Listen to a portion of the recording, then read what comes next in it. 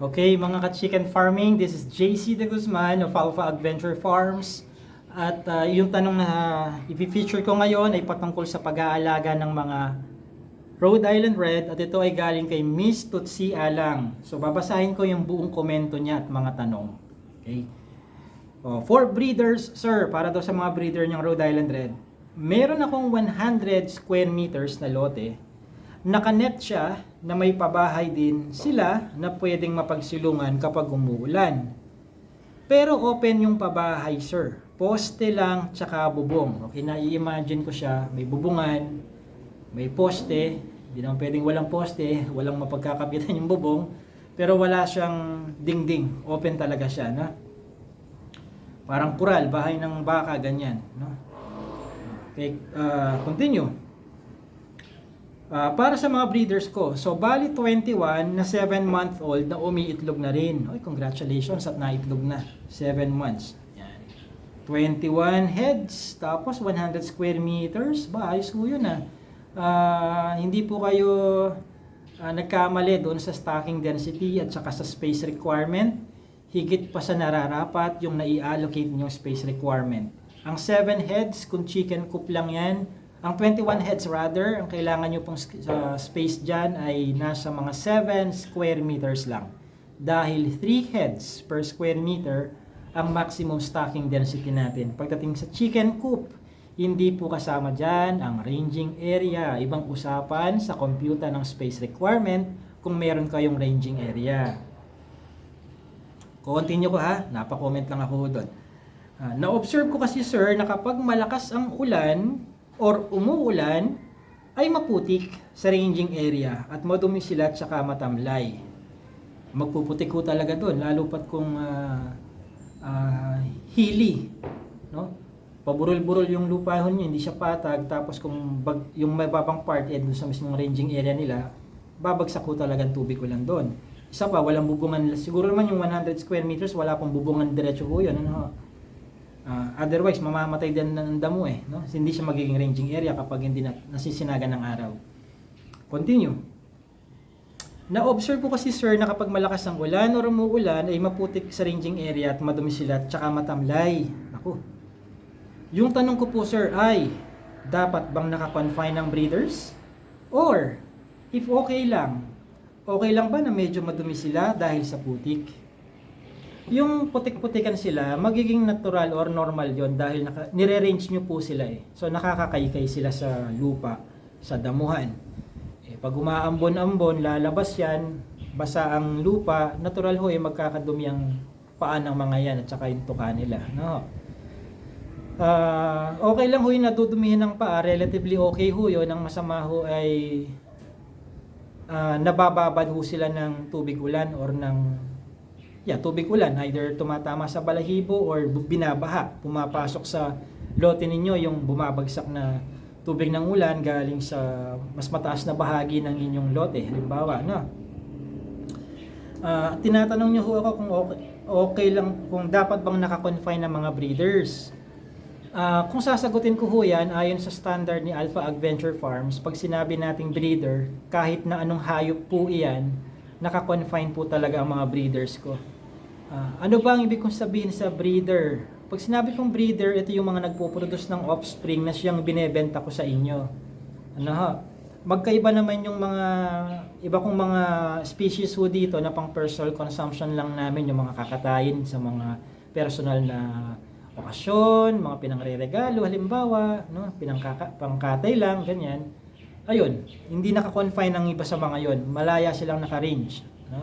Pero kapag money producer ko sila yung mga primary money producers ko, naka-confine po sila. Hanggat maaari po ay elevated ang kanilang bahay.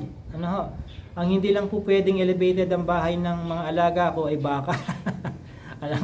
Alang i-elevate natin ang baka, Nako po. So, pwede din naman, pero wala pa yata akong nakitang bakang elevated ang bahay niya. Anyway, balik natin sa Rhode Island Red.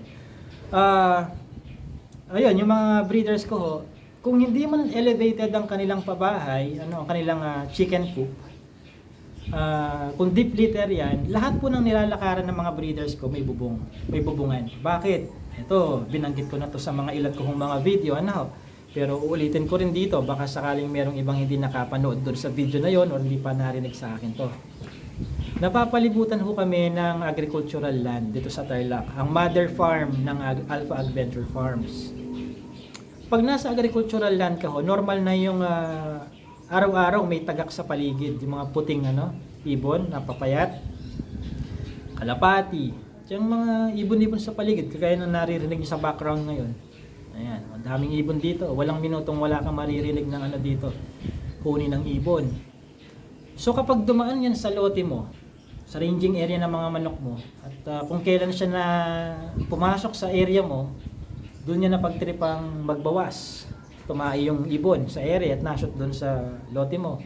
Minalas-malas ka, may dala pala siyang bird flu. At nagkasabay-sabay ang malas, wala pang papasok na bird flu vaccine sa Pilipinas hanggang ngayon, no? As of November 2023, wala pang bakuna.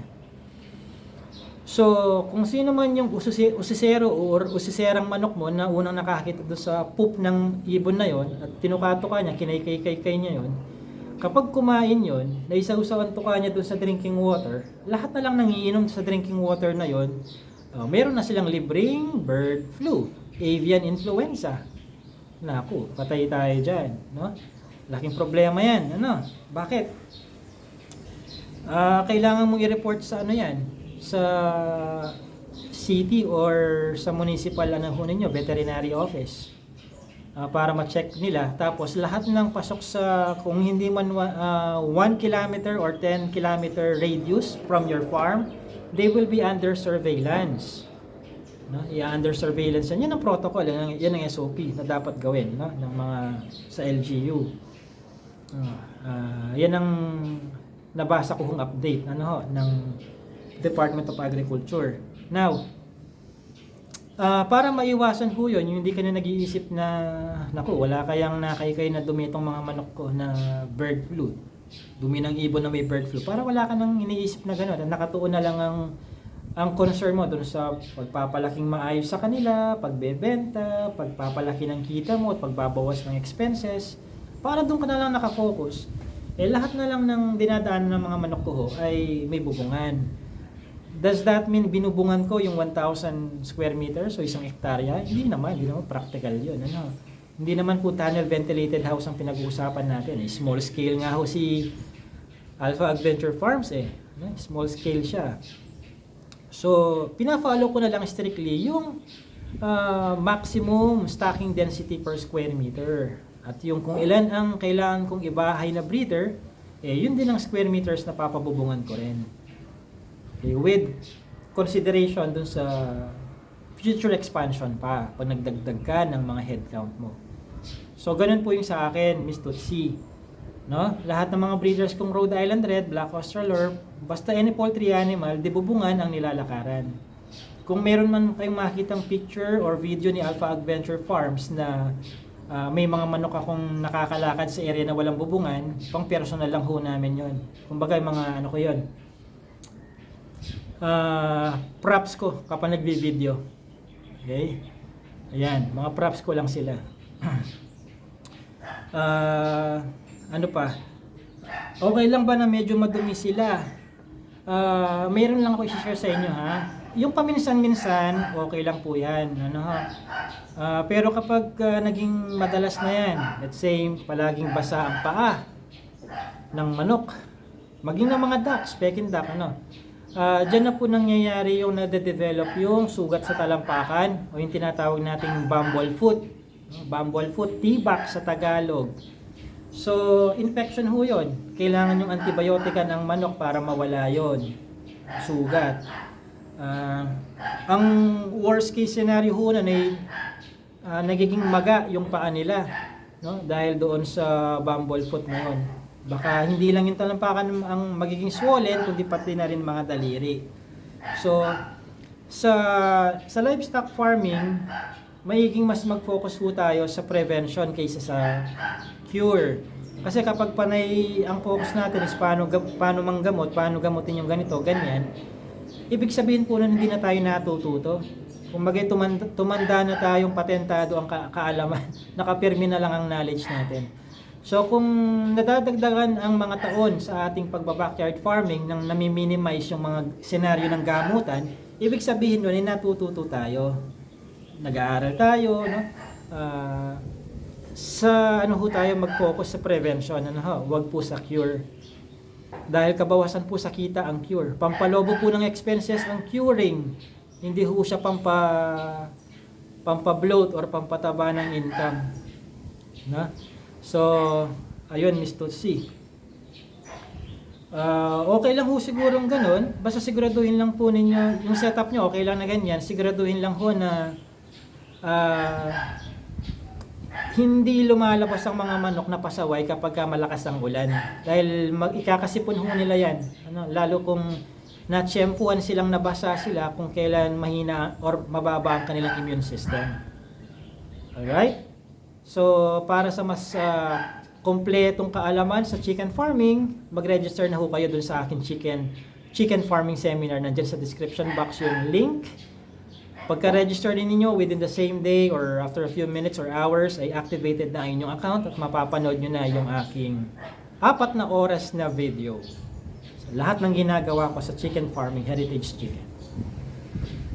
Okay, and by the way, open na ang application for being a poultry sub-farm ni Alpha Adventure Farms. Mag-unahan nga lang ho kayo dahil hanggang 3 sub-farms lang kada region sa buong Pilipinas ang pwede kong tanggapin at aprubahan. So mag-unahan ho kayo hanggat may bukas pang slot dyan sa region ninyo. May mapagpipilian kayong mga packages, nandyan sa description box yung link din para sa buong detalye na itong pagiging isang poultry sub-farm ni Alpha Adventure Farms. Thank you!